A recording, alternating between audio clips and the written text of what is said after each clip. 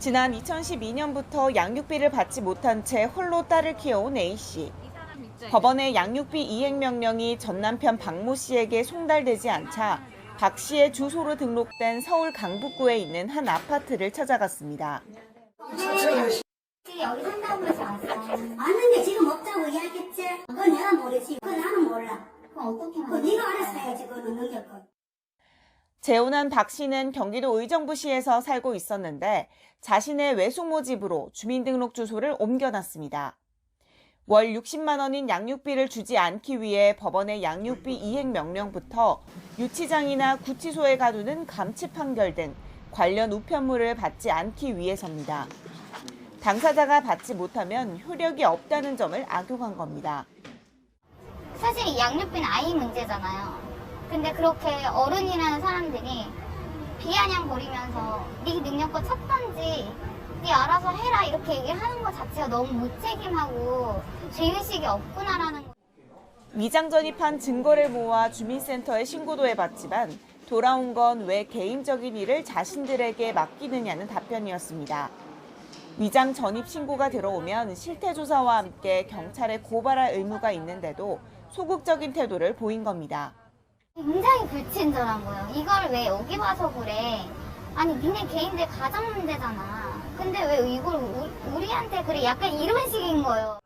지난 2009년 이혼한 뒤 10년이 넘도록 양육비를 받지 못한 B 씨도 마찬가지입니다.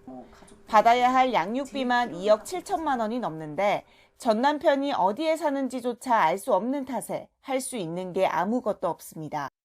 사람이 지금 사라져 버린 상황에서는 뭐 어떤 것도 할 수가 없더라고요. 잡아야 돼요. 그리고 이렇게 위장전입과 이거 신원불명은 나라에서 잡아야지. 잡지 못하고 그냥 숨어버리면 해결책이 없더라고요. 전 남편이 해당 거주지에 살지 않는다고 주민센터에 알렸지만 역시 실태조사는 없었습니다. 그러는 사이 주민등록법 위반에 대한 공소시효 5년은 만료됐고 이젠 경찰에 고발조차 할 수 없게 됐습니다.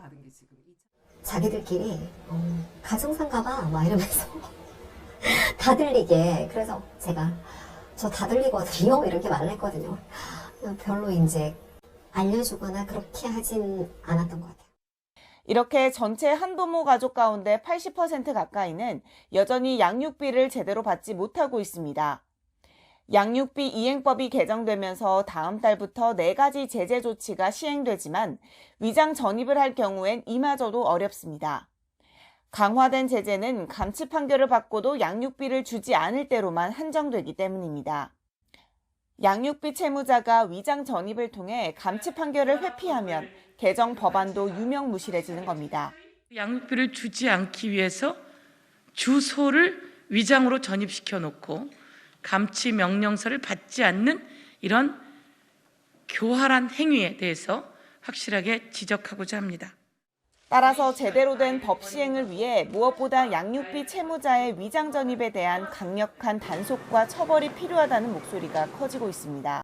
위장 전입을 행하는 양육비 채무자의 범죄 행태가 철저한 감독과 조사로 근절되어 발본세원되어야 법을 통해 아동 양육비 미지급 문제를 해결할 수 있다. 한부모 가정의 양육비 문제를 맡은 여성가족부 산하 양육비 이행관리원은 다음 달부터 위장 전입한 채무자의 실거주지를 보다 빨리 찾아주기 위해 현장 지원반을 꾸리기로 했습니다.